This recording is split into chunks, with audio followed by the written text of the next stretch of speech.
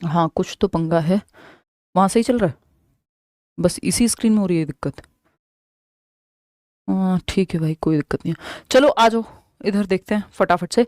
अधिगम के दौरान बच्चों द्वारा की गई त्रुटियों का अध्ययन और विश्लेषण महत्वपूर्ण है, क्योंकि यानी उनको स्टडी करना है जो एरर्स बच्चे कर रहे हैं पढ़ाई के दौरान, और उनको एनालाइज करना है यानी विश्लेषण करना है, तोड़ के देखना है।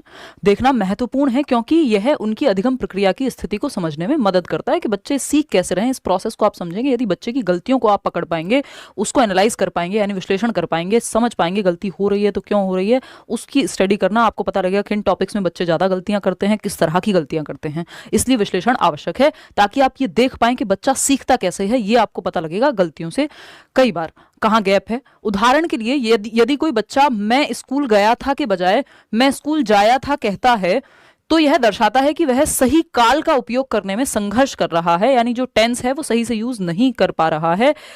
इस स्थिति में शिक्षक को क्या करना चाहिए? चार ही ऑप्शन है, इन्हीं में से एक सही निकलेगा कुछ जो बच्चे के भले में हो, पक्ष में हो बच्चे के।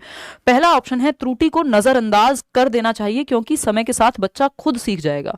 देखिए नजरअंदाज करने से बात बनेगी नहीं, आपको तरीका ढूंढना है कि वो खुद से फिगर आउट करे और सही उत्तर तक पहुंच पाए, या चर्चा करके सही कराया जाए।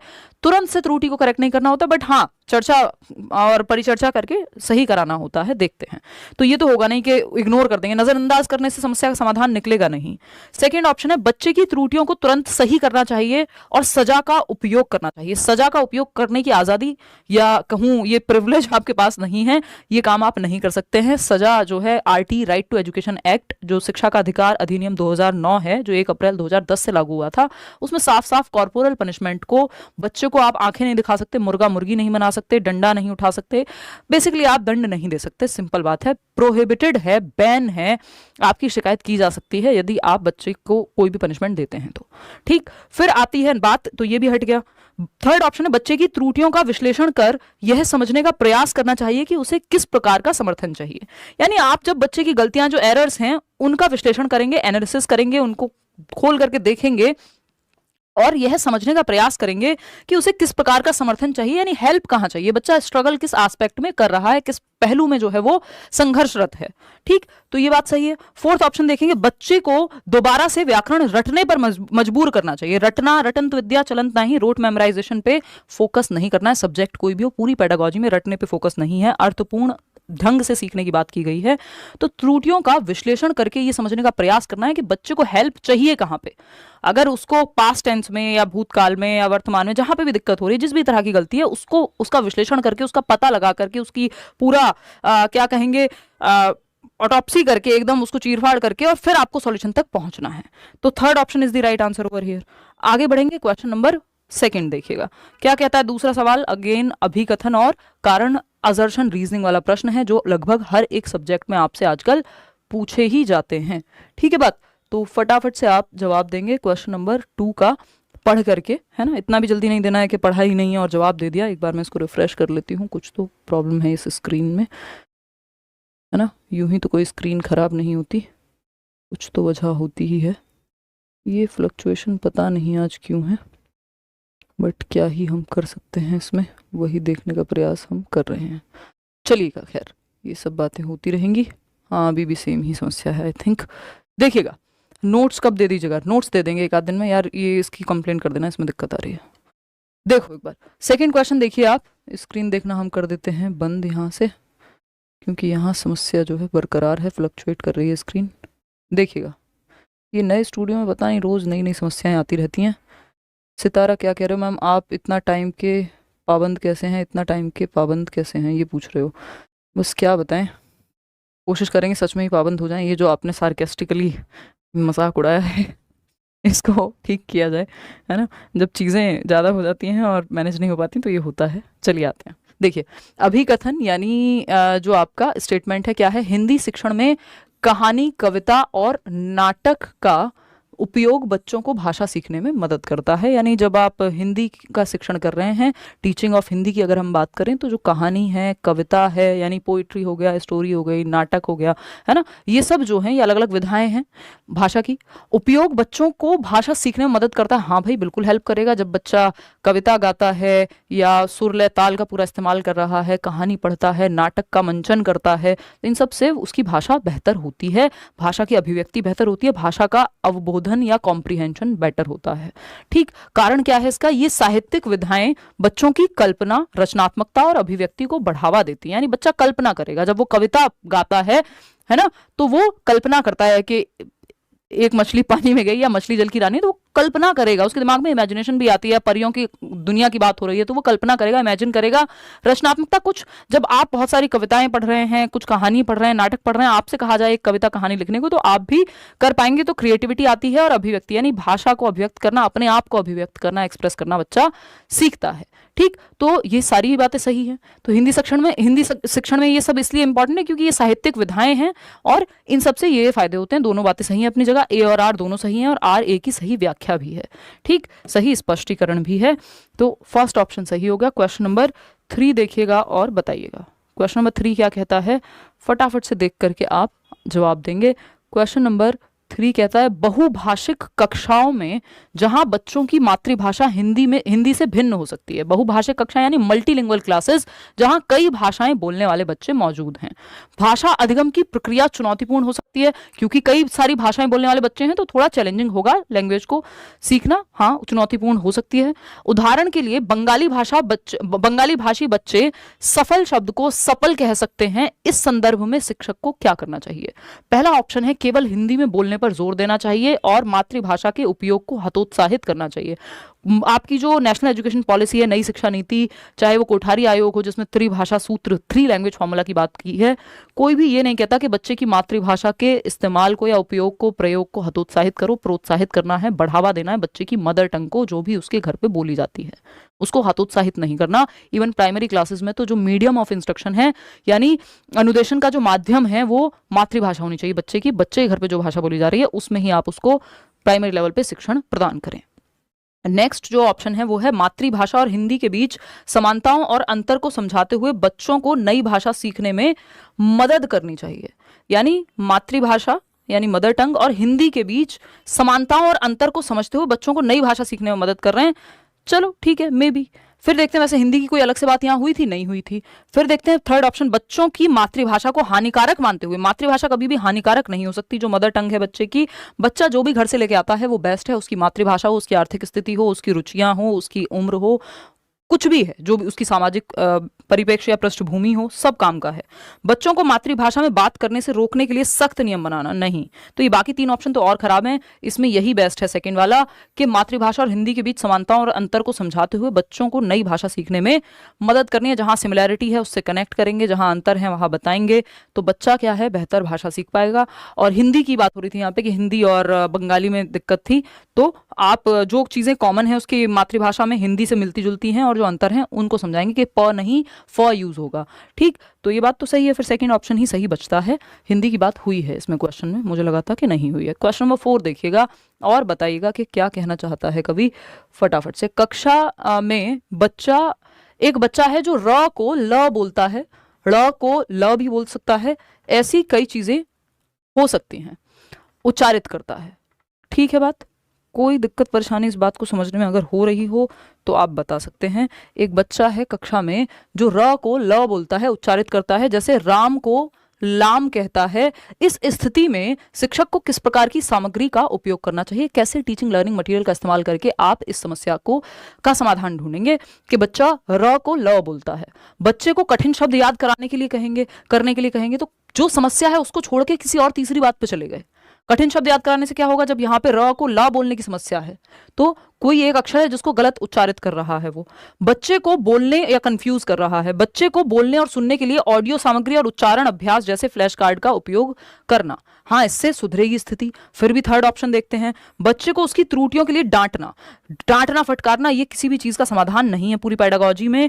बच्चे को कक्षा में बोलने का मौका न देना, मौका देंगे तब जाके बात सुधरेगी, अभिव्यक्ति को नहीं रोकना है बच्चे की, तो ये भी गलत हो गया। एक ही ऑप्शन ऑप्शन है जो बच्चे के पक्ष में जाता है वो है बच्चे को बोलने और सुनने के लिए ऑडियो सामग्री और उच्चारण अभ्यास जैसे फ्लैश कार्ड वगैरह का प्रयोग कराना, कि जब वो ऑडियो सामग्री सुनता है, भाई अगर आप ध्यान से सुन रहे हैं, अगर मैं सही भाषा का इस्तेमाल कर रही हूं और आप मेरी क्लास देख रहे हैं, तो क्या होगा, आपके वो शब्द का जो उच्चारण है वो ठीक हो जाएगा अगर आप थोड़ा सा ध्यान से सुनेंगे तो जब ऑडियो सामग्री आप बच्चे को दे रहे हैं जिसमें वो सही तरीके से उच्चारित शब्दों को, कि राम को राम बोल रहे हैं, लाम नहीं बोल रहे हैं, तो इस तरह की चीजें वो जब सही सामग्री सुन रहा होगा, फ्लैश कार्ड में उसको दिखाया जाएगा कि ये र ल में अंतर होता है, तो बात सुधर जाएगी। Second option is the right answer. ठीक, आगे बढ़ेंगे। क्वेश्चन नंबर 5 देखिएगा और फिर बताइएगा। क्वेश्चन नंबर 5 क्या कहना चाहता है, फटाक से समझेंगे और बात करेंगे इस पे। फिर क्वेश्चन नंबर क्या हो गया फोन में, क्वेश्चन नंबर 5 की जब हम बात कर रहे हैं, शिक्षकों के लिए यह महत्वपूर्ण है कि वे कक्षा में ऐसी रणनीतियों का उपयोग करें जो बच्चों में हिंदी सीखने की रुचि और उत्साह बढ़ाए। उदाहरण के लिए, यदि कोई बच्चा कहता है कि हिंदी बहुत कठिन है, मैं इसे नहीं सीख सकता, तो शिक्षक को क्या करना चाहिए। यानी बात क्या हो रही है कि ये महत्वपूर्ण है कि कक्षा में ऐसी रणनीति यानी ऐसी स्ट्रेटजीज का उपयोग किया जाए, ऐसे मेथड्स का उपयोग किया जाए जो बच्चों में हिंदी बोलने की रुचि बढ़ाए, हिंदी में उत्साह बढ़े, हिंदी के इस्तेमाल में उनका, क्योंकि हम हिंदी पढ़ा रहे हैं यहाँ पे। उदाहरण के लिए, यदि कोई बच्चा कहता है कि हिंदी बहुत कठिन है, मैं इसे नहीं सीख सकता, यानी बच्चे को लग रहा है कि बहुत मुश्किल है यार, मेरे से नहीं हो पा रहा है, तो क्या करना चाहिए as a teacher. First option है कठिन पाठों को सरल और रोचक बनाने के लिए कहानी, खेल और गतिविधियों का उपयोग करना चाहिए, यानी बच्चे को सक्रिय कर दो, एक्टिव कर दो। चलो सही लग रहा है। फिर भी सेकंड ऑप्शन पढ़ेंगे, बच्चे को हिंदी में कठिन अभ्यास देकर उसे मजबूर करना चाहिए कि वह अभ्यास के माध्यम से सीख ले। बच्चे को मजबूर कर रहे हैं, डांट रहे हैं, फटकार रहे हैं, डर का भय का माहौल बना रहे हैं, ये सब बच्चे के पक्ष में नहीं है, तो ये तो नेगेटिव हो गया, इसको तो हटा देंगे, है ना। थर्ड ऑप्शन है बच्चे को उसकी मातृभाषा में पढ़ाई जारी रखने देना चाहिए।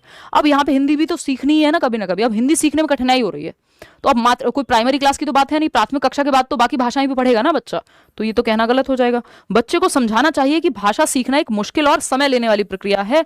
अब उसको पहले ही मुश्किल लग रहा है, आप और उसको मुश्किल बता दे रहे हैं, तो सही ढंग से उसको आसान और रोचक बनाएंगे। मुश्किल क्या है, कुछ भी नहीं है मुश्किल। फिर ठीक, एज अ टीचर अगर आप भी यही कहेंगे अरे मुश्किल है, तो फिर सॉल्यूशन तो निकलेगा नहीं। ठीक, तो आपको तो रुचि जागृत करनी है, जिस चीज में हमारा इंटरेस्ट होता है वो हमें मुश्किल कहाँ लगती है। प्रेम देख लीजिए, लोगों को कितने शौक से करते हैं, है ना, आसान चीज है कोई, है।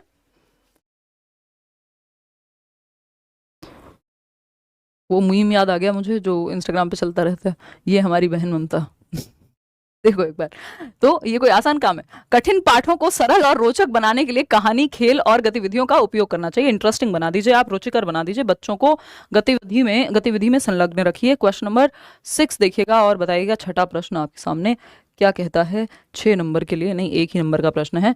अभिकथन क्या है स्टेटमेंट, हिंदी शिक्षण में केवल व्याकरण सिखाना ही पर्याप्त है। एक तो ये केवल जहां लिखा हुआ होता है वो ज्यादातर केस में नेगेटिव है शब्द, है ना। केवल व्याकरण क्यों भाई, संदर्भ में व्याकरण सिखाइए, कहानी, कल्पना, नाटक सब कुछ सिखाइए, सिर्फ व्याकरण क्यों सिखाना है, सिर्फ ग्रामर क्यों सिखाना है, तो ये तो गलत हो गया स्टेटमेंट। कारण क्या है, भाषा अधिगम में व्याकरण के साथ साथ श्रवण, पठन, लेखन और मौखिक कौशल का भी विकास आवश्यक है। यानी जो बाकी कौशल हैं जिनको हम सुबो पाली कहते हैं, सुनना, बोलना, पढ़ना और लिखना, सभी प्रकार के कौशलों पर फोकस किया जाना चाहिए। सिर्फ ऐसा नहीं है कि व्याकरण और लिखने पे ही या पढ़ने पे ही फोकस करें। तो ए तो गलत ही है और आर सही है। ए गलत है परंतु आर सही है। Fourth option is the right answer over here. आगे बढ़ेंगे, क्वेश्चन नंबर 7 देखिएगा और बताइएगा क्या कहना चाहता है 7वां प्रश्न। ठीक, ये क्या कहता है भाई, शिक्षण के दौरान शिक्षक ने हिंदी भाषा सिखाने के लिए बच्चों को अंग्रेजी वाक्यों का हिंदी में अनुवाद कराया, यानी हिंदी ट्रांसलेशन कराया इंग्लिश आपके सेंटेंसेस का। इस विधि का उद्देश्य क्या हो सकता है, ऐसा क्यों किया है। अगर आप देखेंगे ये ट्रांसलेशन, ग्रामर ट्रांसलेशन टाइप का मेथड है, यानी कि यहाँ पे बेसिकली आप भाषा को ट्रांसलेट करके सीख रहे हैं। ठीक, बच्चों को केवल व्याकरण के नियम रटाना नहीं, नियम रटाने की बात थोड़ी हुई है सिर्फ, दूसरी भाषा के माध्यम से हिंदी की संरचना और व्याकरण को सिखाना। भाई जो भाषा बच्चों को आती है, मान लीजिए हो सकता है उसको अंग्रेजी आती है और हिंदी सिखाई जा रही है, तो अंग्रेजी से हिंदी में इसलिए अनुवाद करा रहे हैं कि जो दूसरी भाषा यहाँ पे अंग्रेजी है, हिंदी की संरचना यानी हिंदी का स्ट्रक्चर कैसा है, उसमें ग्रामर कैसे काम करता है, वो ट्रांसलेशन के माध्यम से आप सिखा रहे हैं। ठीक, हम यहां मान के चल रहे हैं कि बच्चे को अंग्रेजी आती होगी, बच्चों को हिंदी में वार्तालाप के लिए प्रोत्साहित करना वो एक अलग कहानी है। यहाँ पे ट्रांसलेशन की बात हुई है, वो फिर प्रत्यक्ष मेथड आ जाएगा या कम्युनिकेटिव मेथड आ जाएगा, जिसमें हम संप्रेषणात्मक विधि कहते हैं, जिसको बातचीत के माध्यम से भाषा सिखाना। फिर है फोर्थ ऑप्शन, बच्चों को पाठ्यपुस्तक में दिए गए प्रश्नों के उत्तर याद कराने के लिए कहना, और याद करना नहीं, बच्चा जहां एक्टिव है वो ऑप्शन बेटर है। जब आप ट्रांसलेट कर रहे हैं तो आप संरचना को समझ रहे हैं कि माय नेम इज, तो मेरा नाम ये है, तो उसमें संज्ञा कहेंगे, उसमें नाउन कहेंगे, दोनों भाषाओं की संरचना वो बेहतर तरीके से समझ पाएगा। क्वेश्चन नंबर 8 देखिएगा। ठीक, क्वेश्चन नंबर 8 देखिएगा और बताइएगा कौन सा एक प्रश्न है जो सही है। क्वेश्चन नंबर 8 है, यदि कक्षा में एक बच्चा अपनी बात स्पष्ट रूप से व्यक्त नहीं कर पाता है, यानी खुद को ठीक से एक्सप्रेस नहीं कर पा रहा क्लियरली, और शब्दों का उच्चारण ठीक से नहीं कर पा रहा, यानी शब्दों को भी ठीक से उच्चारित नहीं कर पाता, यानी प्रोनाउंस नहीं कर पा रहा ठीक से शब्दों को, उसका प्रोनाउंसिएशन में प्रॉब्लम है, और दूसरा स्पष्ट रूप से खुद को व्यक्त भी नहीं कर पा रहा, क्लियरली खुद को एक्सप्रेस नहीं कर पाता है। ठीक, अब क्या होगा, ऐसे में शिक्षक को क्या करना चाहिए? पहला ऑप्शन है, बच्चे की समस्या को नजरअंदाज कर देना चाहिए, क्योंकि यह समय के साथ ठीक हो जाएगी। देखिए, नजरअंदाज करके समस्या का समाधान नहीं निकलेगा, ये एक बड़ी समस्या है। फिर है सेकंड ऑप्शन, बच्चे को बार बार सही उच्चारण करने के लिए बाध्य करना चाहिए। देखिए, बाध्य करना, मजबूर करना, डांटना, फटकारना, ये सब नेगेटिव शब्द हैं, इनको इस्तेमाल आपको नहीं करना है पेडागोजी में as a teacher. Third option है, बच्चे की समस्या को समझते हुए उसे आसान और रोचक गतिविधियों के माध्यम से भाषा सुधारने का अवसर देना। ये बात भी सही है। बच्चे को व्याकरण के नियम रटाने पर जोर देना, रटवाने की बात तो आप करेंगे ही नहीं।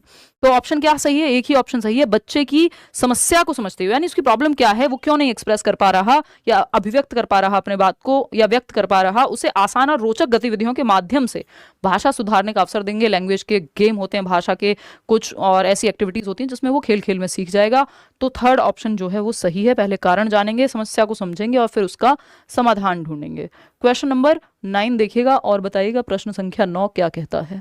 कक्षा में शिक्षक ने हिंदी सिखाने के लिए अनुवाद के बजाय, यानी ट्रांसलेशन की बजाय सीधे हिंदी का प्रयोग किया, यानी ट्रांसलेट नहीं कर रहे हैं आप लैंग्वेज को, जो भी बच्चे की मदर टंग है, हिंदी हो, सॉरी इंग्लिश हो, पंजाबी हो, कुछ भी हो, उससे आप ट्रांसलेट नहीं कर रहे हिंदी को, आप सीधा हिंदी में ही बात कर रहे हैं, यानी जिस भाषा को सिखाना चाहते हैं उसी भाषा में बातचीत कर रहे हैं, उसी भाषा का प्रयोग कर रहे हैं, मातृभाषा का प्रयोग नहीं कर रहे हैं।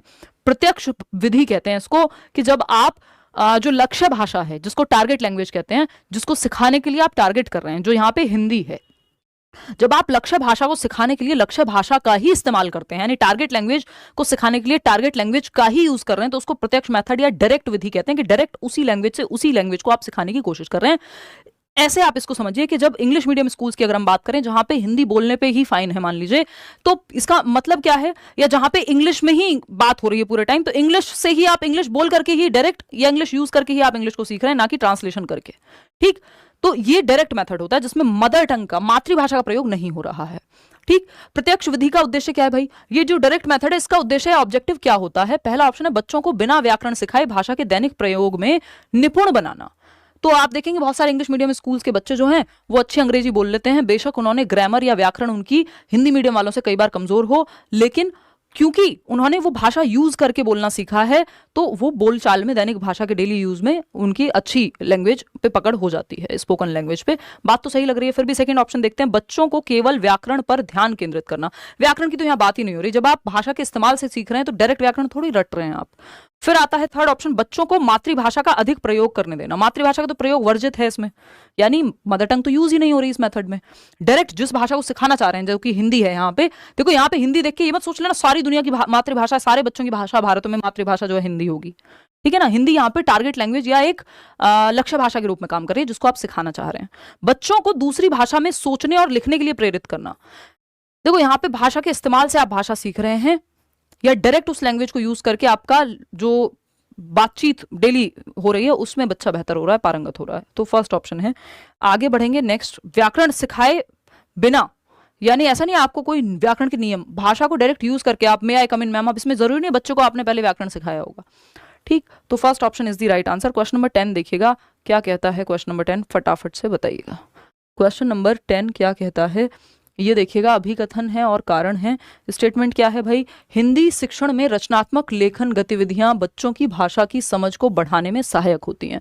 यानी जो हिंदी लैंग्वेज टीचिंग है उसमें जब आप क्रिएटिव राइटिंग से रिलेटेड एक्टिविटीज करा रहे हैं, बच्चे कोई ऐसे लिख रहे हैं, किसी तीज त्योहार पे लिख रहे हैं, अपनी सोच नए ढंग से व्यक्त कर रहे हैं, तो ये समझ बेहतर होगी बच्चे की, हाँ भाई वो कुछ नया सोच रहा है अपनी मर्जी से, ट्रू है ये बात। रीजन क्या है इसका? रचनात्मक लेखन बच्चों को अपनी भावनाओं और विचारों को व्यक्त करने के लिए स्वतंत्रता देता है। यानी जो क्रिएटिव राइटिंग है वो अपनी भाषा, अपनी भावनाएं व्यक्त करेंगे, अपने तरीके से व्यक्त करेंगे, कुछ नया लिखेंगे। किसी को पत्र लिख रहे हैं जन्मदिन पे, किसी को लेटर लिख रहे हैं, किसी और फॉर्मल भी अगर वो, तो अपने आप को व्यक्त करने का उनका तरीका, उसमें तो हालांकि फॉर्मल लेटर्स में तो पहले से ही सेट पैटर्न होता है। तो ए और आर दोनों सही है, और सही स्पष्टीकरण भी है जो आपका ए है, वो जो आर है ए का। ठीक, रचनात्मकता बढ़ती है। क्वेश्चन नंबर 11 देखिएगा और बताइएगा क्या कहता है 11वां प्रश्न। देखिएगा, ये कह रहा है कक्षा में उपलब्धि परीक्षण के माध्यम से शिक्षक बच्चों की भाषा सीखने की प्रगति को मापना चाहते हैं। उपलब्धि परीक्षण समझते हैं आप, अचीवमेंट टेस्ट के माध्यम से कि कितना अचीव कर लिया, जो उद्देश्य निर्धारित हुए थे वो किस हद तक अचीव हो गए हैं, ये उपलब्धि प्रश्न पत्र के माध्यम से जांचा जाता है। ठीक, तो कक्षा में उपलब्धि परीक्षण के माध्यम से शिक्षक बच्चों की भाषा सीखने की प्रगति को मापना चाहता है, यानी कितना प्रोग्रेस की है बच्चे ने भाषा को लेकर के। ये अचीवमेंट टेस्ट या उपलब्धि परीक्षण के माध्यम से पता लगेगा कि 4 चैप्टर पढ़े थे या ये पढ़ा था, ये सीख पाया कि नहीं सीख पाया। इसका उद्देश्य क्या होगा बता दिया मैंने आपको, उद्देश्य कितना सीख पाया। पहला ऑप्शन है बच्चों के कमजोर क्षेत्रों की पहचान करना और उन्हें सुधारने के लिए सुझाव देना। चलो हो सकता है बच्चों को उनके प्रदर्शन के आधार पर श्रेणियों में बांटना, यानी कैटेगरीज में बांटना, ये काम नहीं करना है। केवल बच्चों को परीक्षा के लिए बांटना नहीं है, बच्चे को केवल बच्चों को परीक्षा के लिए तैयार करना, ये भी कोई सिखाने का लक्ष्य नहीं है कि सिर्फ एग्जाम के लिए प्रिपेयर हो जाएं। दुर्भाग्य है हमारा कि हम ज्यादातर एग्जाम्स के लिए पढ़ते रह जाते हैं। बच्चों पर अधिक पाठ्यक्रम का बोझ डालना, ये भी एक नेगेटिव बात है कि आपने सिलेबस का बोझ डाल दिया। एक ही ऑप्शन है जहां बच्चा एक्टिव है, और जहां बच्चा एक्टिव हो वो ऑप्शन बेस्ट है। बच्चों के कमजोर क्षेत्रों की पहचान करना और उन्हें सुधारने के लिए सुझाव देना, पता चलेगा कितनी उपलब्धि हो गई है। एक तो इसका ये उद्देश्य है कितना अचीव कर लिया, जो ऑब्जेक्टिव सेट हुए थे, जो उद्देश्य निर्धारित हुए थे वो कितने प्राप्त हो पाए, किस हद तक, और दूसरा कहां कमी रह गई और उसको फिर सुधारा जा सकता है। तो ठीक है दीक्षा, फर्स्ट ऑप्शन ही एकमात्र सही उत्तर है, बाकी तो बनते ही नहीं है। क्वेश्चन नंबर 12 देखिएगा, ये क्या होता है भाई 12वां सवाल, फटाफट से देखते हैं। क्वेश्चन नंबर 12, क्वेश्चन नंबर 12 कहता है शिक्षक के रूप में आप देखते हैं कि एक बच्चा घ और ग के उच्चारण में बार बार गलती करता है, इसका निदानात्मक समाधान क्या हो सकता है? निदानात्मक यानी डायग्नोस्टिक, यानी आप कैसे निदान करेंगे, और निदान कर लिया फिर उसके बाद रेमेडी कैसे देंगे, यानी उपचार कैसे करेंगे। ठीक, ये निदानात्मक परीक्षण होता है जिसमें पहले निदान करके कारण पता करते हैं कहाँ कमी रह गई, और फिर उपचारात्मक शिक्षण यानी रेमेडियल टीचिंग देके सुधारते हैं, दोबारा से नए तरीके से पढ़ाएंगे या जहां भी दिक्कत है उसको सुधारेंगे। ये निदानात्मक परीक्षण में यानी निदानात्मक समाधान में शामिल है। तो एक बच्चा है घ और ग के उच्चारण में बार बार गलती करता है, यानी घर बोलना है तो घर बोल देता है, घर बोलना है तो घर बोल देता है, मतलब ग और घ के उच्चारण में उसको है दिक्कत। पहला ऑप्शन है बच्चे को बार बार सही उत्तर रटाने के लिए कहेंगे। रटाना तो अपने आप में ही नेगेटिव हो गया है ना, एक कीवर्ड का भी सेशन लेना जल्दी ही, आप लोगों ने कल भी याद दिलाया था। बच्चे को अकेला छोड़ देना ताकि वह खुद अपनी गलती सुधारे। आप खुद से कैसे सुधारेगा, जब वो स्ट्रगल कर रहा है तो आपको फोकस तो कराना पड़ेगा। बच्चे की समस्या को समझकर उच्चारण सुधारने के लिए विशेष गतिविधियां जैसे कि फ्लैश कार्ड और श्रवण अभ्यास कराना। यहां पे बच्चा एक्टिव है, जहां बच्चा एक्टिव है वो उत्तर सही है। सिंपल, सरल, सुंदर, सस्ती बात। फोर्थ ऑप्शन है बच्चे को अन्य बच्चों के साथ व्याकरण अभ्यास कराना। देखो यहाँ पे व्याकरण अभ्यास से बात नहीं चलेगी, उसको उच्चारण में दिक्कत है, यहाँ नियम की दिक्कत नहीं है बच्चे को, ठीक है ना। तो बच्चे की समस्या को समझकर उच्चारण सुधारने के लिए विशेष गतिविधि, आप विशेष एक्टिविटी कराओगे, फ्लैश कार्ड से दिखाओगे क्या अंतर होता है दो शब्दों के उच्चारण में, घर ऐसा दिखता है, घर ऐसा दिखता है ना। श्रवण का अभ्यास कराओगे कि वो सही से सुनेगा, अगर तो सही से बोलेगा भी, तो ऑडियो कुछ डिवाइस का भी इस्तेमाल कर सकते हो। तो थर्ड ऑप्शन यहाँ सही है। आगे बढ़ते हैं, क्वेश्चन नंबर 13 देखिएगा क्या कहना चाहता है फटाक से। क्वेश्चन नंबर 13 क्या कहना चाहता है देखेंगे। ये कहता है भाषा के बिना विचार अभिव्यक्त नहीं किए जा सकते और विचार के बिना भाषा का कोई अर्थ नहीं है। इस संदर्भ में शिक्षक के रूप में आपको बच्चों में भाषा और विचारों के विकास के लिए क्या करना चाहिए। यानी भाषा अगर नहीं है तो मैं विचार कैसे व्यक्त करूं, और विचार ही नहीं है तो भाषा का क्या फिर रोल बचा। अब भाषा और विचार के बीच संबंध को कौन सा ऑप्शन बेहतर तरीके से एक्सप्लेन करता है। धीरे धीरे क्वेश्चंस मुश्किल होते जाएंगे, 30वें सवाल तक देखते रहिएगा। तो अगर हम बात करें, फर्स्ट ऑप्शन है बच्चों को केवल व्याकरण का अध्ययन करना चाहिए ताकि वे भाषा को सही तरीके से लिख सकें। देखो सिर्फ व्याकरण का अध्ययन करने से भाषा और विचार का कोई उत्पत्ति हो जाएगी, यहाँ लिखने की बात तो हो भी नहीं रही थी। बच्चों को नई नई गतिविधियों और वार्तालाप का अवसर देकर उनकी भाषा और सोचने की क्षमता को प्रोत्साहित करना चाहिए। यानी उनको नई नई एक्टिविटीज करा रहे हैं जहां वार्तालाप का अवसर मिल रहा है, यानी बोलने का, भाषा के इस्तेमाल का उनको अवसर मिलेगा, कम्युनिकेशन का, और उनकी भाषा की सोचने और उनकी भाषा और सोचने की क्षमता, यानी भाषा भी बेहतर होगी जब वो चर्चा, परिचर्चा, डिबेट, डिस्कशन, वार्तालाप, कम्युनिकेशन, ये सब करेंगे और सोच भी बेहतर होगी, क्योंकि जब आप बोल रहे हैं तो आप सोच भी रहे हैं, बिना सोचे कैसे बोलेंगे, ठीक है ना। तो ये बात भी सही है। थर्ड ऑप्शन है बच्चों को रटने के लिए प्रेरित, ये तो अपने आप में ही फिर नेगेटिव हो गया। केवल पाठ्यपुस्तक के प्रश्नों के उत्तर लिखने पर, तो सिर्फ उत्तर लिखने पे ये भी रट्टाफिकेशन ही है। तो एक ही ऑप्शन यहाँ बेहतर है कि बच्चों को जब आप कम्युनिकेशन में या एक्टिविटी कराते हैं, जो कि यहाँ पे कम्युनिकेशन है, तो वो उसका सोचने की और समझने की क्षमता भी बेहतर होगी, भाषा और चिंतन दोनों ही बेहतर होगा। क्वेश्चन नंबर 14 देखिएगा, अगेन थोड़ा सा लेंदी है बट आप कोशिश कीजिए, आसान ही है। त्रिआयामी शिक्षण दृष्टिकोण में संज्ञानात्मक यानी कॉग्निटिव एस्पेक्ट, भावनात्मक या संवेगात्मक अफेक्टिव, और कौशलात्मक यानी साइकोमोटर आयामों का विकास होता है। यदि कक्षा में शिक्षक का उद्देश्य बच्चों की भाषा समझने की क्षमता के साथ साथ उनके भावनात्मक और व्यावहारिक विकास को बढ़ावा देना है, तो वह कौन सी विधि अपनाए। जो बीएस, ये दोनों के लिए भाई, पेपर 1 पेपर 2 सबके लिए है, क्योंकि सिलेबस सेम ही है। तो अगर हम देखें यहाँ पे, तो आपको एक चीज देखनी है, यहाँ पे त्रिआयामी से मतलब क्या है, वैसे ट्राइपोलर एजुकेशन अलग होती है, उसमें फिर आपका टीचर है, स्टूडेंट है और एनवायरमेंट है, ये जॉन डुई का है। लेकिन ये जो त्रिआयामी की यहाँ ये बात कर रहे हैं वो है बीएस ब्लूम का टैक्सोनॉमी, है ना, ब्लूम का वर्गीकरण, जिसमें उन्होंने अधिगम के अलग अलग क्षेत्र की बात की है, पक्षों की बात की है। वो सीएपी कैप से मैं आपको बताती ही हूँ।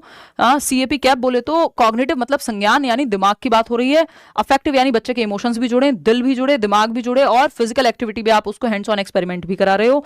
तो ये तीनों जब जुड़ जाते हैं तो बेहतर अधिगम होता है, ठीक। अब कक्षा में यदि शिक्षक का उद्देश्य बच्चों की भाषा समझने की क्षमता के साथ साथ उसके भावनात्मक और व्यावहारिक विकास, वो इस्तेमाल भी कर पाए, है ना, और नाटक का मंचन करना है, मान लीजिए वो भी करे, इमोशनली भी कनेक्टेड हो चैप्टर उससे, तो क्या करेंगे आप। पहला ऑप्शन है बच्चों को केवल व्याकरण और शब्दावली, एक तो ये केवल शब्द ही नेगेटिव हो जाता है, सिर्फ व्याकरण और वोकैबुलरी रटवाते रहेंगे तो इससे रटंत विद्या हो जाएगी, ये अर्थपूर्ण अधिगम नहीं होगा, इसमें तीनों पहलू नहीं जुड़ पाएंगे, दिल, दिमाग और हाथ यानी एक्टिविटी नहीं हो पा रही। बच्चों को समूह चर्चा यानी जब वो ग्रुप डिस्कशन कर रहे हैं, कहानी लेखन, जब आप खुद से कहानी लिख रहे हैं और नाटक गतिविधियों में नाटक का मंचन कर रहे हैं कि कोई सूर्पणखा बना हुआ है, कोई रावण बना हुआ है, तो अब यहाँ पे आप फिजिकली भी एक्टिव हो गए, साइकोमोटर डोमेन आ गया, कौशलात्मक कौशल की जिसकी हम बात कर रहे हैं यहाँ, इमोशंस भी, क्योंकि कोई भी आप नाटक का मंचन कर रहे हैं या कोई कहानी लिख रहे हैं तो उसमें इमोशंस भी आते हैं, और संज्ञान यानी दिमाग का तो इस्तेमाल होगा ही, क्योंकि बिना सोचे आप कैसे तो चर्चा करेंगे, तो तीनों बातें शामिल हो गई। फिर भी बाकी ऑप्शन पढ़ेंगे, बच्चों को केवल पाठ पढ़ने और उत्तर लिखने, तो ये तो रटना ही हो गया, इसमें रटना साफ साफ ही लिखा हुआ है तो वो होगा नहीं, तो second option is the only right answer over here. आगे बढ़ेंगे, क्वेश्चन नंबर 15 देखिएगा और फिर बताइएगा क्या कहना चाहता है कवि नहीं एग्जामिनर, फटाफट से बताइएगा। क्वेश्चन नंबर 15 कहता है, एक शिक्षक ने कक्षा में हिंदी पढ़ाते समय निम्नलिखित दृष्टिकोण अपनाए, यानी कुछ पर्सपेक्टिव हैं, 4 यहाँ पे पॉइंट्स दिए हुए हैं जो हिंदी पढ़ाते हुए एक टीचर ने जिन पर्सपेक्टिव्स को अपनाया है, परिप्रेक्ष्यों या दृष्टिकोणों को अपनाया है। पहला है बच्चों से पाठ पढ़वाना और उसमें कठिन शब्दों के अर्थ समझाना, यानी आप बच्चों कह रहे हैं कि एक काम करो, पाठ पढ़ो, जो पढ़वाया नहीं जाता पाठ, टीचर एक बच्चे को खड़ा किया जाता है, फिर वो जो है चैप्टर रीडिंग करेगा, ये होता है क्लासरूम में, ठीक है, और कठिन शब्दों के अर्थ समझाना, ठीक है। बच्चों को कहानी के पात्रों पर चर्चा करने के लिए कहना कि कहानी में ये पात्र थे, मान लीजिए, है ना, एक तेनालीराम था और ये था वो था, तो उन पे चर्चा करो, कौन सा पात्र कैसा था। फिर आता है थर्ड, भाषा, पात्र का मतलब है यहाँ कैरेक्टर से, तो कहानी में, स्टोरी में कैरेक्टर्स होते हैं ना, मूवी में भी कैरेक्टर्स होते हैं। भाषा कौशल विकसित करने के लिए छोटे छोटे समूह में लेखन गतिविधियां कराना, यानी आप ग्रुप में लिखवा रहे हैं, ग्रुप राइटिंग करा रहे हैं, इसमें भी बच्चा एक्टिव है, यहां भी बच्चा एक्टिव है और यहां भी बच्चा एक्टिव है। फोर्थ ऑप्शन देखना, बच्चों को सीखने में आने वाली कठिनाइयों को दूर करने के लिए व्यक्तिगत मदद करना, अगर जरूरत पड़ रही है तो बच्चों को आप हेल्प कर रहे हैं इंडिविजुअली भी। सिंपल, आपको एक बिल्कुल क्या कहें उसको, एकदम रामबाण इलाज टाइप की बात है, जहां बच्चा एक्टिव है वो ऑप्शन बेस्ट है पूरी पेडागोजी में। तो ये चारों ही बातें सही है, चारों जगह पे बच्चा जो है बेहतर है और भाषा की समझ विकसित होगी यदि चारों में से चारों ही ऑप्शन वो यूज करेगा। तो आगे बढ़ेंगे, क्वेश्चन नंबर 16 पे देखिएगा और ये पूछिएगा कि क्या पूछ रहा है सवाल। क्वेश्चन नंबर 16 देखिए फटाफट से और बताइए। क्वेश्चन नंबर 16 है, हिंदी शिक्षण के दौरान शिक्षक को बच्चों के बीच संवाद यानी डिस्कशन, ठीक, तो बच्चों के बीच डिस्कशन हो रहा है और वार्तालाप को प्रोत्साहित करना चाहिए, यानी बातचीत हो रही है, ठीक, किसी टॉपिक पे डिस्कशन या नॉर्मल बातचीत हो रही है, इसको प्रोत्साहित यानी बढ़ावा देना चाहिए। शिक्षक ने बच्चों को वृक्षों का महत्व यानी ट्रीज का क्या इंपॉर्टेंस है विषय पर चर्चा करने और फिर उस पर एक लेख लिखने के लिए कहा। ऐसा करने का उद्देश्य क्या हो सकता है, यानी चर्चा परिचर्चा डिस्कशन हो रहा है, कम्युनिकेट कर रहे हैं बच्चे, टॉपिक दिया गया है, क्या टॉपिक है, वृक्षों का महत्व यानी what is the importance of trees, तो पेड़ों का क्या महत्व है, इस पे चर्चा करने को कहा गया है। इसका उद्देश्य इस चर्चा का उद्देश्य क्या हो सकता है, इसका ऑब्जेक्टिव या गोल क्या हो सकता है? पहला ऑप्शन है केवल बच्चों के व्याकरण ज्ञान को परखना। चर्चा में यहाँ पे व्याकरण की थोड़ी बात हो रही है कि नियम कायदे कानून की बात थोड़ी हो रही है, वो तो लिखवा लेते फिर। सेकंड ऑप्शन है बच्चों को रचनात्मक सोच यानी क्रिएटिव थिंकिंग, विचारों की अभिव्यक्ति, यानी जो विचार उनके पास हैं पेड़ों को लेकर के, जो भी उनके पास इंफॉर्मेशन है उस पर वो चर्चा करेंगे, तो अब एक्सप्रेस करेंगे खुद को। और लिखित भाषा कौशल विकसित करने का अवसर दिया है।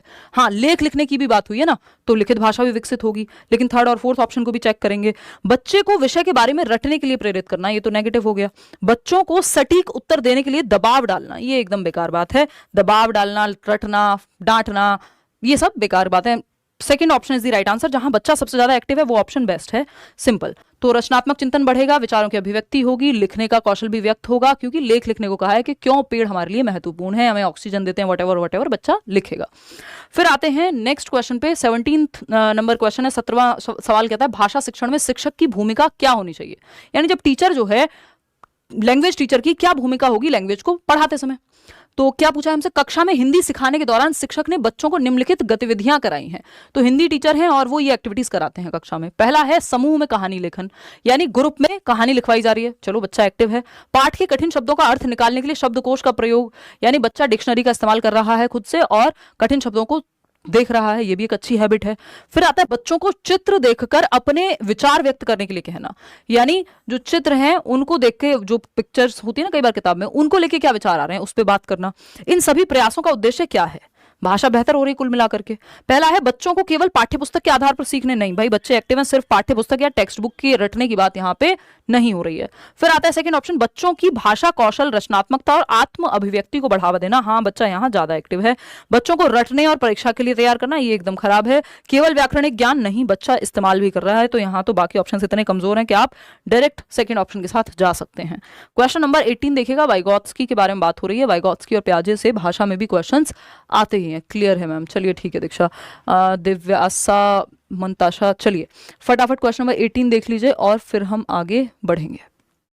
क्वेश्चन नंबर 18 क्या कहता है, 30 सवाल हैं टोटल, है ना। क्वेश्चन नंबर 18 क्या कहता है, इतने में कुछ कमेंट्स भी देख लेती हूँ, है ना। और इतने आप लाइक शेयर करके कमेंट करके आराम से बैठ जाओ और क्वेश्चन पढ़ के बताओ मुझे, ठीक है बात या नहीं है? ठीक है, ओके यार, कुछ क्वेश्चन ईजी भी लगाने पड़ेंगे, कुछ क्वेश्चन इजी आते भी हैं, नेक्स्ट में लेवल थोड़ा सा और मुश्किल कर देंगे, ठीक। देखिए, भाषा क्वेश्चन पढ़ के समझ पा रहे हैं यानी वो भी इंपॉर्टेंट है। वाइगॉत्स्की के सामाजिक सांस्कृतिक सिद्धांत के अनुसार भाषा एवं चिंतन के बीच का संबंध क्या है और यह शिक्षण अधिगम प्रक्रिया में किस प्रकार महत्वपूर्ण भूमिका निभाता है।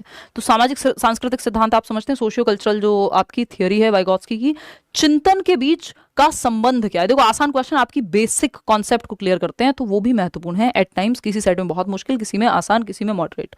तो एवं चिंतन के बीच का क्या संबंध है, यानी लैंग्वेज और थिंकिंग के बीच में या लैंग्वेज और थॉट के बीच में क्या संबंध है, इस पे बात हो रही है वाइगॉत्स्की के अनुसार। और यह शिक्षण अधिगम प्रक्रिया में किस प्रकार महत्वपूर्ण भूमिका निभाता है, यानी टीचिंग लर्निंग प्रोसेस में कैसे महत्वपूर्ण है थिंकिंग और लर्निंग। इंग्लिश पेडागोजी भी कराऊंगी, डोंट वरी।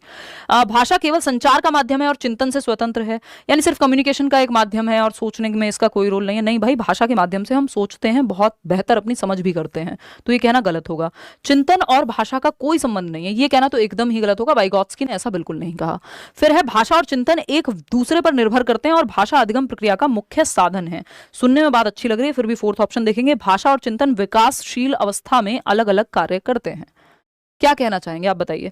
भाषा और चिंतन एक दूसरे पर निर्भर हैं और भाषा अधिगम प्रक्रिया का मुख्य साधन है, यानी एक दूसरे पर इंटरडिपेंडेंट हो जाते हैं, एक टाइम के बाद मर्ज होते आते हैं। जो आपका लैंग्वेज और थॉट है, और लैंग्वेज जो है वो एक इंपॉर्टेंट टूल है किसका, हमारी कॉग्निटिव डेवलपमेंट का, सीखने का या हमारे अधिगम का। तो लैंग्वेज और थॉट शुरुआती सालों में अलग अलग चलते हैं, भाषा अलग, विचार अलग, पैरेलली चलते हैं, समानांतर चलते हैं और 3 साल के बाद जाकर के मर्ज हो जाते हैं, ये वाइगॉत्स्की कहते हैं। ऐसा नहीं कि ये अलग अलग ही काम करते रहते हैं। और विकासशील अवस्था का मतलब क्या कहना चाह रहे हैं ये हमें पता नहीं है, इससे बेहतर ऑप्शन थर्ड है, नहीं तो हम इसके साथ भी चले जाते। शुरुआत के 3 साल में होता है, या तो ऐसा इन्होंने कुछ लिखा होता, ठीक है ना। चलिए, क्योंकि 3 साल के बाद भी तो विकासशील ही है अवस्था, ऐसा थोड़ी कि तब नहीं है। क्वेश्चन नंबर 19 देखिएगा, प्याजे से एक सवाल है, फटाफट से आप लोग जवाब देंगे। क्या कहना चाहते हैं प्याजे? प्याजे के संज्ञानात्मक विकास सिद्धांत में आत्मसात और समायोजन की प्रक्रियाएं हैं। आत्मसात बोले तो एसिमिलेशन और समायोजन बोले तो एकोमोडेशन की प्रक्रियाएं हैं, ये 2 प्रोसेस हैं।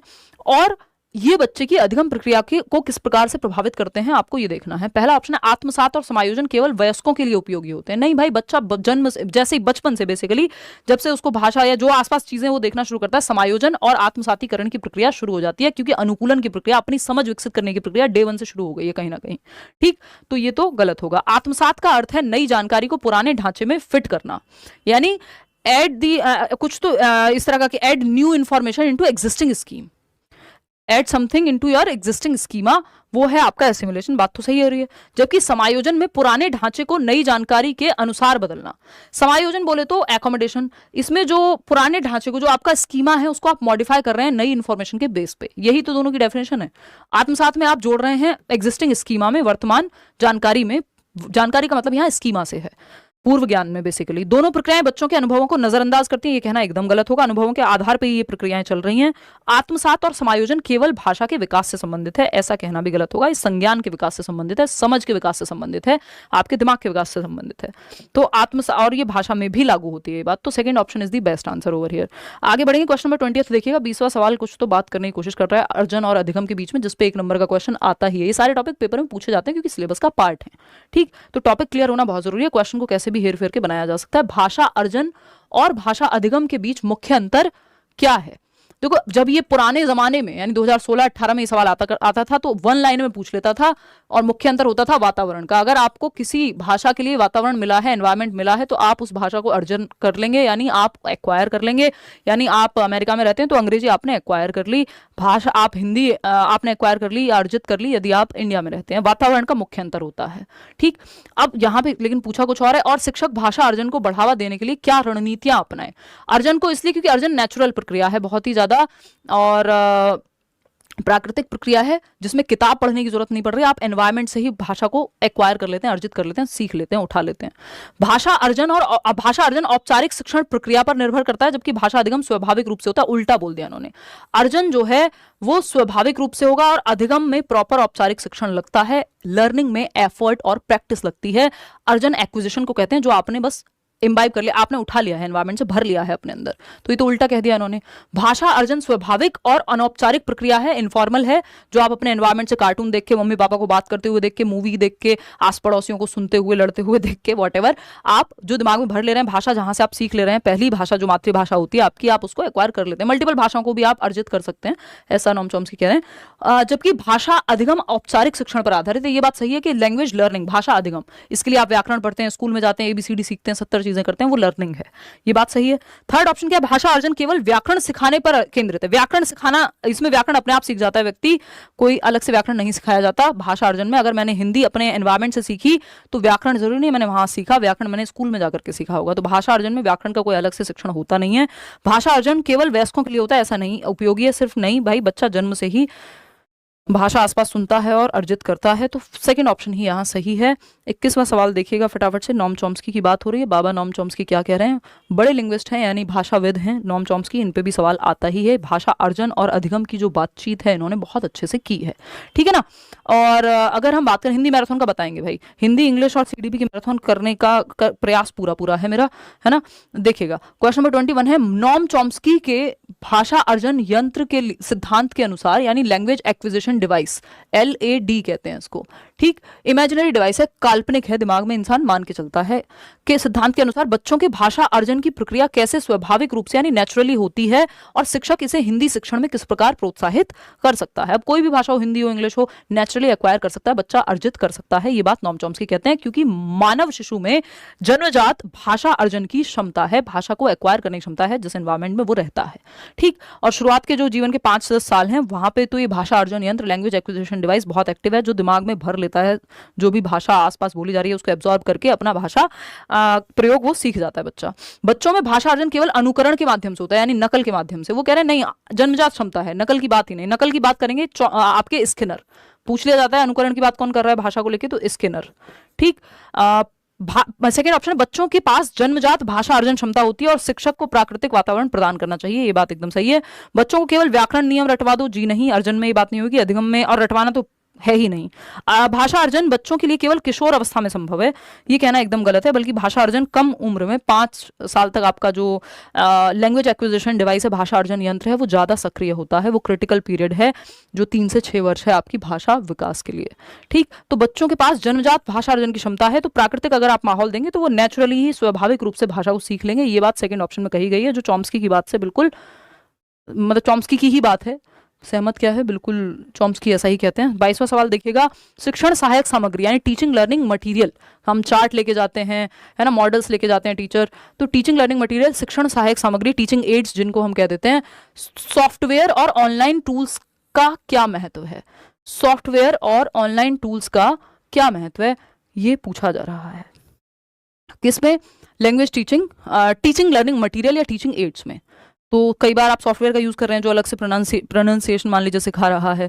ऑनलाइन टूल्स में अलग अलग गेम्स हो सकते हैं लैंग्वेज को लेकर के, अलग पिक्चर्स हो सकती हैं, कोई आजकल गूगल अर्थ आ गया है वो दिखा सकते हो आप क्लासरूम में, तो वो भी टीचिंग लर्निंग मटेरियल का ही इस्तेमाल हो गया स्क्रीन पे। ठीक, तो इनका क्या महत्व है ये पूछा है।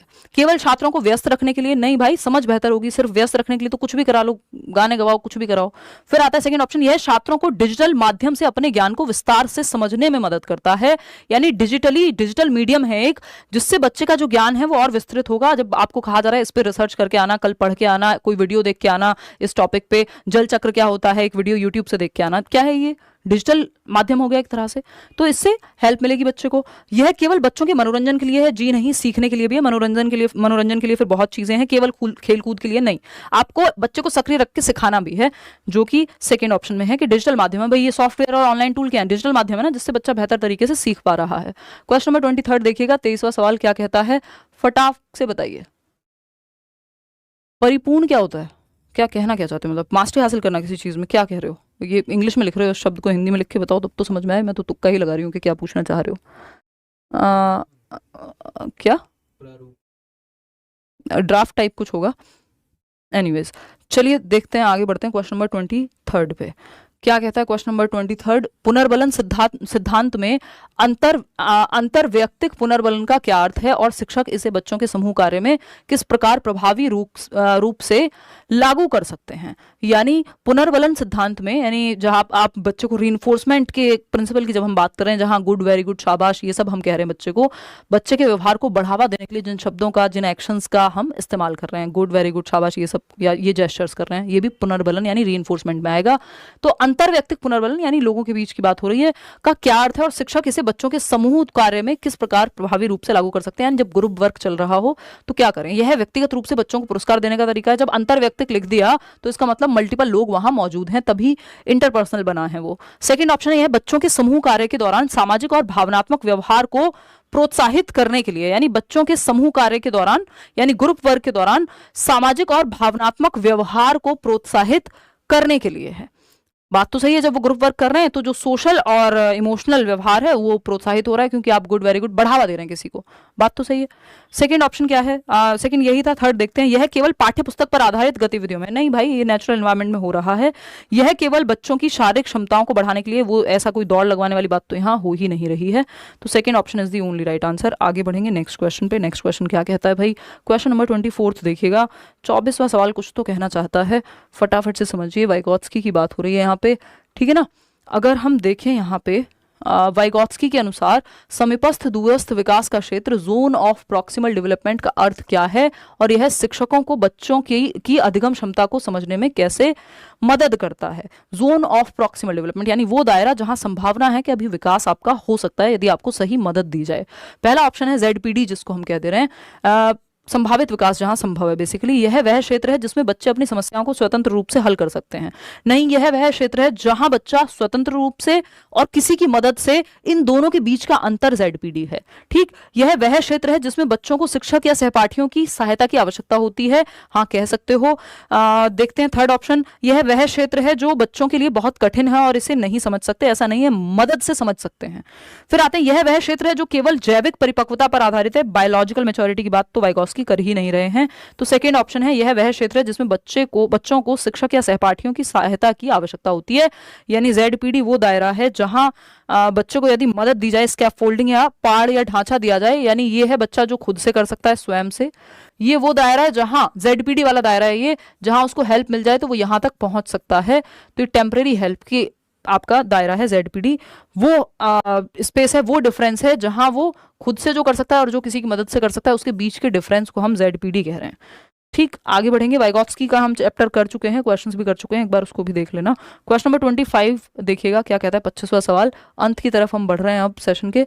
ये कहता है व्याकरण शिक्षण के दौरान किस प्रकार की गतिविधियां बच्चों के लिए लाभदायक होती हैं, यानी हेल्पफुल होंगी, किस प्रकार की एक्टिविटीज जब आप ग्रामर टीचिंग कर रहे हैं। तो एक शिक्षक ने व्याकरण पढ़ाते समय निम्नलिखित विधियां अपनाई, एक एक करके आपको सारी विधियां देखनी है। उदाहरण के साथ नियम समझाए, यानी पहले एग्जाम्पल दिए और फिर नियम बताए। इसको हम क्या कहेंगे, आगमनात्मक विधि कहेंगे, इंडक्टिव मेथड कहते हैं कि पहले आपने संज्ञा के उदाहरण दिए, फिर संज्ञा की परिभाषा बताई।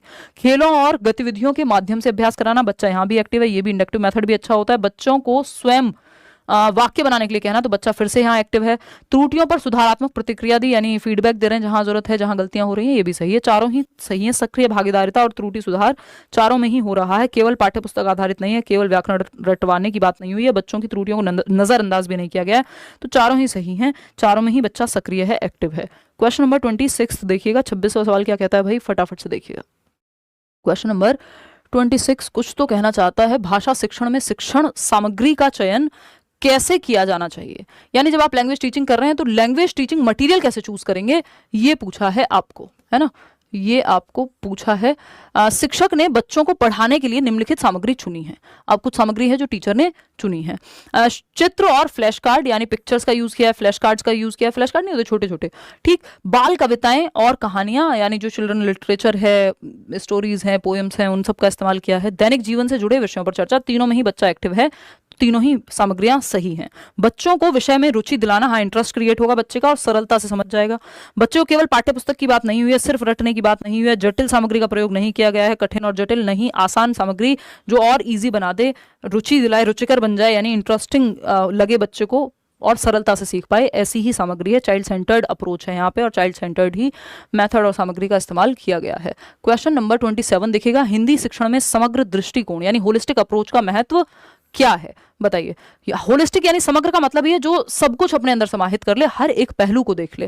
पहला ऑप्शन है बच्चों के सभी भाषा कौशलों का समग्र विकास करना, यानी सु बो प ली, सुनना, बोलना, पढ़ना और लिखना, ये सब जो भाषा कौशल है, इन सब का इस्तेमाल सब एकीकृत रूप से विकसित हो रहे हैं, जो कि एक बहुत ही बेहतरीन बात है।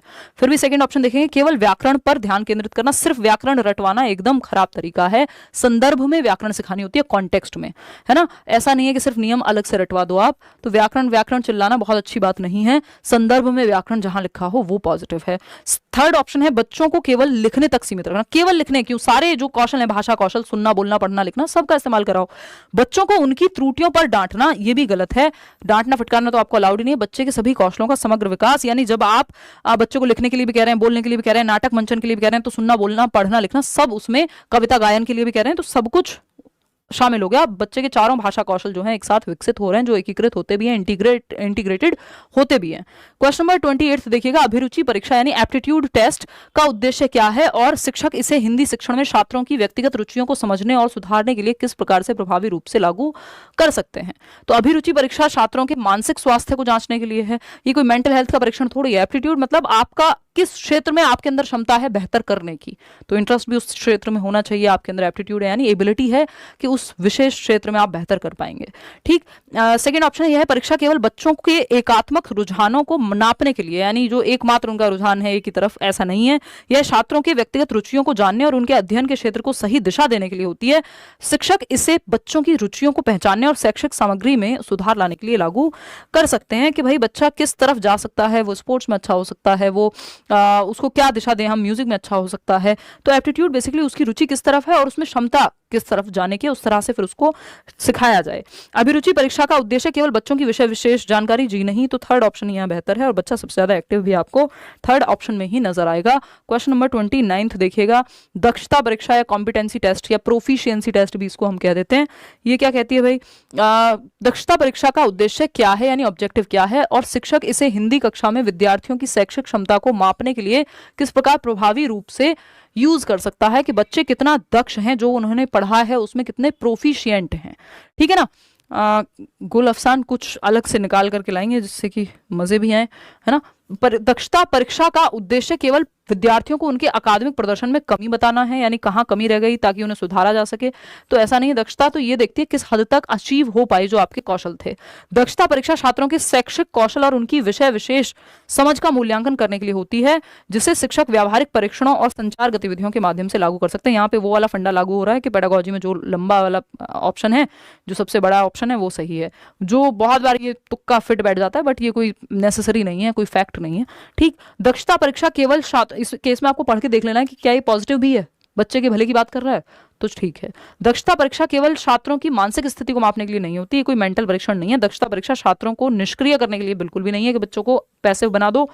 एक ही ऑप्शन सही है कि दक्षता परीक्षा छात्रों के शैक्षिक कौशल और उनकी विषय विशेष समझ का मूल्यांकन करने के लिए होती है, कि उनको कितना आता है किसी एक भाषा के क्षेत्र में, या जो भी उन्होंने सीखा है साल भर में, तो वो कितना जानते हैं उस चीज को जो उन्होंने पढ़ा है, और जिसे शिक्षक व्यावहारिक परीक्षणों और संचार गतिविधियों के माध्यम से लागू कर सकते हैं। प्रैक्टिकल स्किल्स के बेसिस पे टेस्ट लेकर के ही पता किया जा सकता है कि बच्चा कितना प्रोफिशिएंट है, कितना दक्ष है, कितने बेहतर ढंग से सीख पाया, जो उसको सिखाया गया क्लासरूम में या पढ़ाया गया, या जो भी उद्देश्य थे उनकी प्राप्ति हो पाई, नहीं हो पाई, और किस लेवल तक हो पाई अगर हुई तो। क्वेश्चन नंबर 30 देखिएगा, आखिरी सवाल है आज का, फटाफट से बताएंगे। मुख्य कौशल में भाषाई कौशल, सामाजिक कौशल और समस्या समाधान कौशल का क्या संबंध है, और हिंदी कक्षा में इनका विकास कैसे किया जा सकता है। मुख्य कौशल यानी मेन स्किल्स हैं कि लैंग्वेज को लेकर के स्किल्स, सोशल स्किल्स, बच्चा एक दूसरे के साथ कैसे डिस्कशन करेगा, और समस्या समाधान यानी प्रॉब्लम सॉल्विंग, जो भी उसके सामने प्रॉब्लम आए उस पर वो समाधान निकाल पाए। इसके बारे में कौन सा एक ऑप्शन आपको सही लगता है। आज मॉक टेस्ट को मॉक टेस्ट की तरह ही रखा है, बातें बहुत ज्यादा नहीं की है। ठीक, फटाफट से बताइएगा। देखिएगा, क्वेश्चन नंबर 1 है, ऑप्शन नंबर 1 है, भाषाई और सामाजिक कौशल का कोई संबंध नहीं है, क्योंकि ये दोनों अलग अलग क्षेत्रों में काम आते हैं। ऐसा नहीं है, सोशल स्किल्स और लैंग्वेज का बहुत बड़ा रिलेशन है। आप लोगों से चर्चा बातचीत कैसे करते हैं, भाषा के माध्यम से ही करते हैं ना। सेकेंड ऑप्शन, समस्या समाधान कौशल केवल गणित या विज्ञान के विषय में लागू होते हैं, जबकि भाषाई और सामाजिक कौशल अन्य विषयों में भी उपयोग नहीं होते। ऐसा नहीं है, समस्या समाधान और कौशल जो है या गणित या विज्ञान विषय में नहीं, हर एक विषय में शामिल हो पाएंगे। आप लैंग्वेज से रिलेटेड भी प्रॉब्लम सॉल्विंग या प्रॉब्लम पोज कर सकते हैं कोई।